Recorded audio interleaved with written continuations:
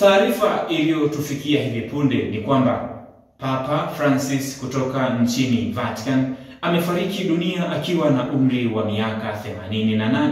Papa Francis alizaliwa mwaka 1936 akiwa na umri wa miaka 88.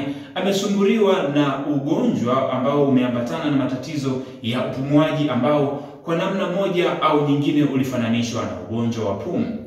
Papa Francis aliingia kama papa mwaka 2013 March. Mpaka sasa alikuwa na umri wa miaka 88 akitumika kama papa kwa miaka 11.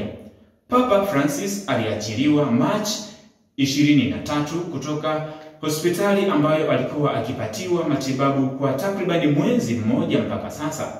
Leo hii March 21 imethibitishwa Papa Francis kupitia Vatican News amefariki dunia akiwa na umri wa miaka 88. Bwana ametoa na Bwana ametoa, jina lake lihimidiwe.